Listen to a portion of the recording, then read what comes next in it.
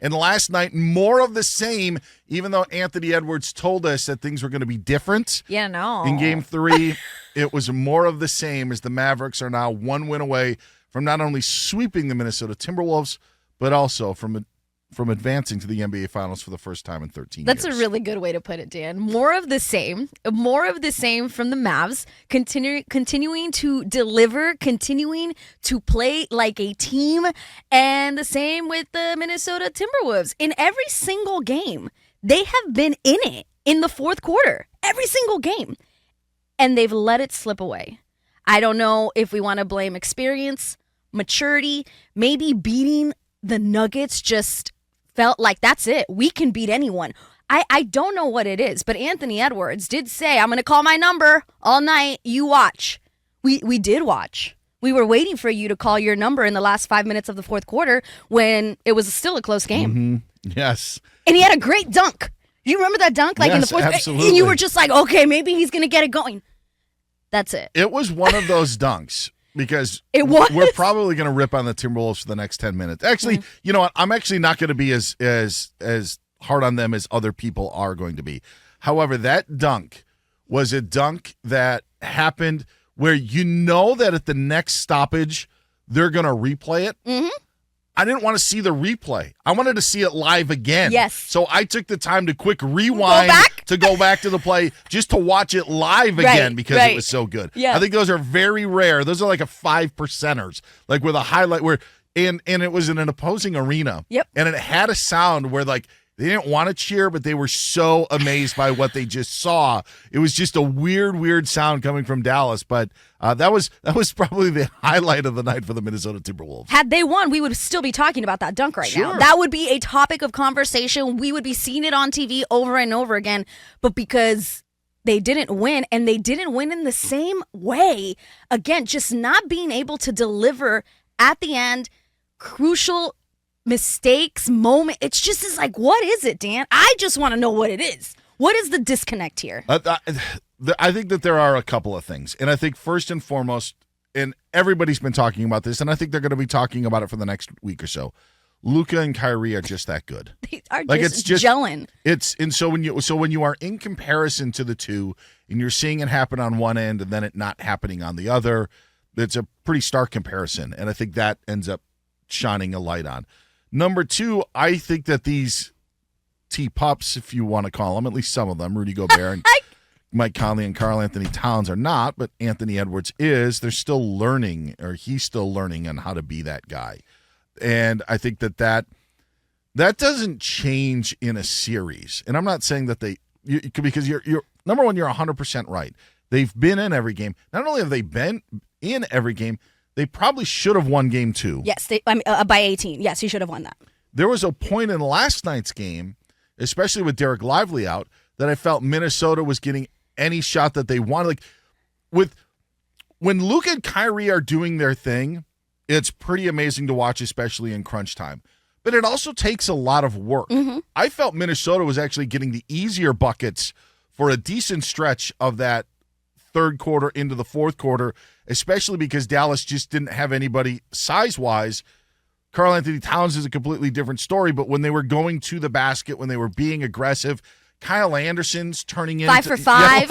Like shot clock's running down, he's throwing one up. But I did think that I felt more confident in watching the game during that stretch that Minnesota was going to be able to get buckets than Dallas was going to be able to. And then all of a sudden, it's 5 minutes left in the game, and everything changes. And it was the same old story last night. And you mentioned the Anthony Edwards sort of thing of like, watch out. We know what Anthony Edwards can do. Mm-hmm. The problem has been that he has been gassed in the final minutes of the previous 2 games. So it's not what you do in the first 43 minutes. It's what you do in the final 5.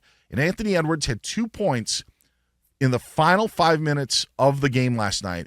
And it was a meaningless layup with 15 seconds left when they were down 11. And you are Anthony Edwards. You are the face of the Timberwolves. It's not Rudy Gobert. It's not Karl Anthony Towns. But the Timberwolves had an opportunity to seize, not just when Derek Lively went out on that very scary knee to the back of the head, but also Daniel Gafford had foul trouble early on in the game. It was like, how are you not maximizing on the inside? Instead, we saw Karl Anthony Towns miss 37 three-pointers, and I just didn't understand how he wasn't driving in. Like you said, there was a moment where they had the momentum. Kyle Anderson was like, I guess I'll shoot the ball. No, none of you want the ball? I'll do it.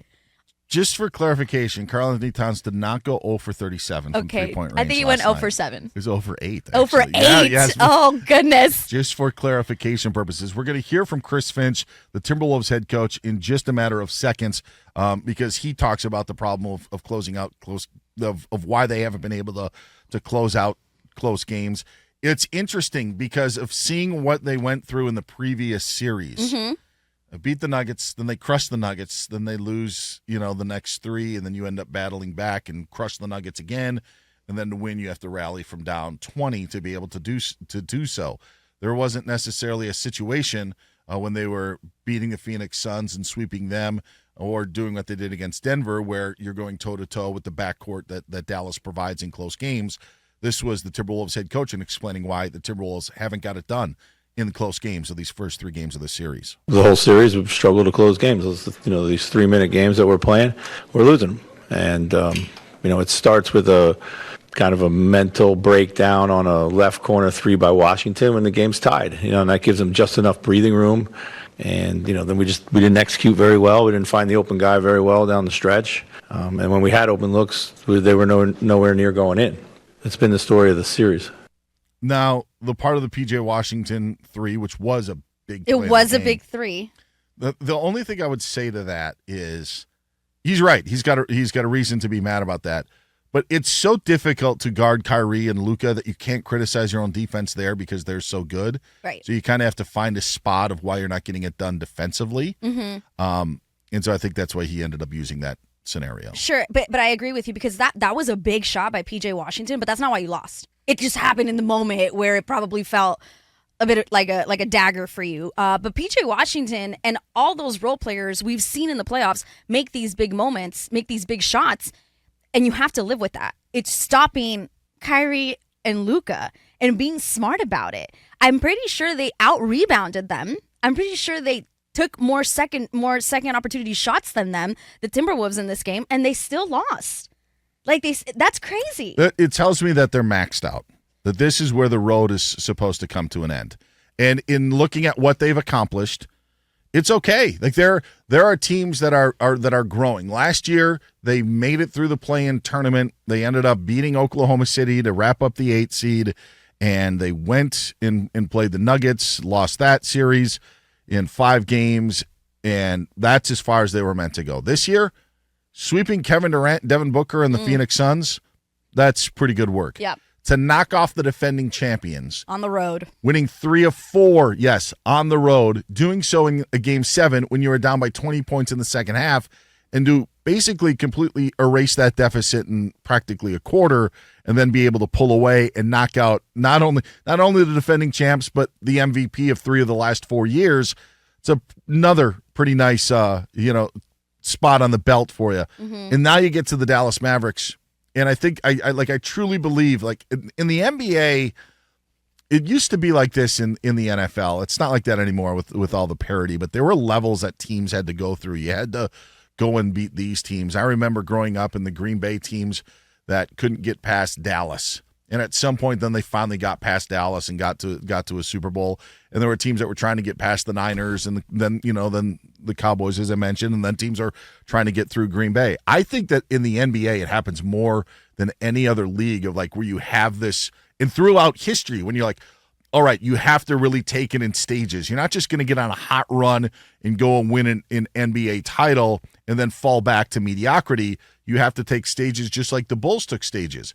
I'm not calling the Timberwolves the Bulls, but this to me is this Timberwolves team, this version of it, maxed out Western Conference Finals, and it's as far as they're going to get. I think you make a good point, and now I'm starting to wonder, is this more than on head coach Chris Finch? Because you're right, you have to take it every game, every series at a time. So if they were on such a high after sweeping, after beating the reigning champs on the road, wasn't Chris Finch the one that should have sat there maybe with Mike Conley and been like, guys, we haven't done anything. This is still just the playoffs, and we need to deliver now. So what? Now I'm wondering, maybe, because I don't like blaming the coach a lot of times because the players have to deliver, and they have not delivered. But is this because he has such a young squad when your star is 22, 23 years old? Yes. Is it your responsibility to make sure that he is mentally engaged and isn't taking, not the moment for granted, but taking the wins for granted? Like, did you think it was going to be easy against the Mavs? I don't think, not in the professional game. Like, I think a head coach can win you games. Yeah. Like, I think that Rick Carlisle has done a heck of a job with his Pacers team. They don't have the players to match up with Boston, especially with Halliburton out. And I feel it's the same way. And Finch, obviously, a bit handicapped because of his own injury that he's dealing with. In the end, you have Rudy Gobert as a 4-time Defensive Player of the Year. You mentioned Karl Anthony Towns' atrocious shooting don't from get behind it. the arc Yeah. and his inability to maybe wanting to be aggressive. Be aggressive. Why are you acting like you're 6'2"? And you know what? Here's the other part about it. Like, he was fouled on a play that was called a block by Daniel Gafford, and Cat was kind of like giving the cat like whiny face. We all know and love it. Yeah. But if you are constantly doing that, at some point you're going to get calls. Mm-hmm. Like, at some point you're going to. And you mentioned Gafford's in foul trouble, and he ended up going away from that. And then in the end, you also have Anthony Edwards, and I talked about it yesterday on the Sunday program, and I felt so strongly about it. I made the people here on this show listen to 3 minutes of what I did yesterday. Never done that before in my broadcasting career. But I just wanted you to hear of all the hurdles that Anthony Edwards needs to overcome. And diet was a big one, and why he was gassed. And he may have gotten into more shape now, but it's not the shape that you need to be in. Mm-hmm. Just like when Michael Jordan was beat up by the Pistons, he was not in the shape he needed to be in, even though he was a great player. So he went and he added weight, he added muscle, and he was able to in the emergence of Scottie Pippen, help the Bulls then overtake the Pistons and become the dynasty that they were. That's where Anthony Edwards and the Timberwolves are in this stage. They're only going this far. So now this is the learning process. And I think that's what bothered the TNT crew last night. And I just bring them up because they're former players. What bothered them was that it didn't seem like the Timberwolves were bothered, specifically Karl Anthony Towns. Yeah. And so to your point of, they probably do feel accomplished by knocking off the Nuggets and sweeping the Suns. But maybe there should be more angst into losing this game. And I think Mike Conley felt it. I think Kyle Anderson felt it. I actually think Anthony Edwards feels it a little. His personality just doesn't maybe show it. The problem that I see for Minnesota going forward is you have Victor Wembanyama, who's about to take off with the Spurs. You now have Shai Gilgeous-Alexander, who's a top 3 MVP guy this past season, and the Thunder have all these assets. And you now have Luka Doncic. Where is your path in the West now? It's only going to get harder. tougher. Yes. And so if you're Minnesota and you're a Minnesota fan, like, you do have to take advantage of it now, but they're just not doing so, and I think they just completely have maxed out. And so now they're going to have to decide, all right, road's going to get tougher for us. Do we go this way, or do we go that way and fall to the back of the pack? Yeah, that's a good question as to what they're going to decide to do in the offseason. This whole thing about Anthony Edwards being gassed in like his diet, which we've heard throughout the years, but we've all taken it kind of as a joke, right? Yes. Not like Zion Williamson, I was going to say the Pelicans guy, Zion Williamson, and it's just because Anthony Edwards does look fit. He does look fit. Like Zion at his heaviest looked a little thick.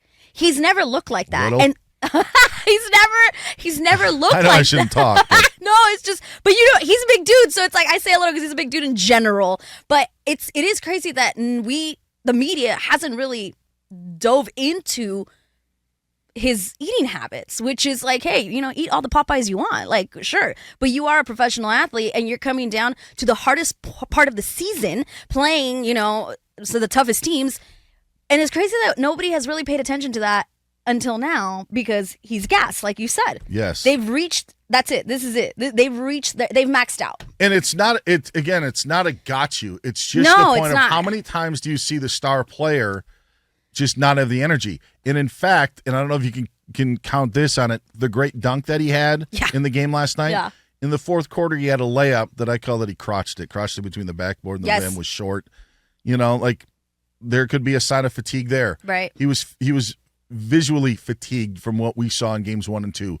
He needed to have oxygen in the fourth quarter. A lot of T-Wolves need to learn a lot of things. Karl Anthony Towns, Rudy Gobert, Anthony Edwards, Chris Finch, get in line. But I think the T-Wolves are maxed out. You don't need to talk about the Mavericks because we're probably going to talk about them for the next week or so. Yeah, because they're going to win the whole thing. But this is they might, and they might because they are looking very, very good right now. Derek Lively's injury status is one that we will have to watch though. But yeah, I do feel that the T-Wolves are maxed out. If they come back from a 3-0 deficit after coming back, we'll eat our words. losing 3 in a row to Denver and winning games 6 and 7, what a run that would be.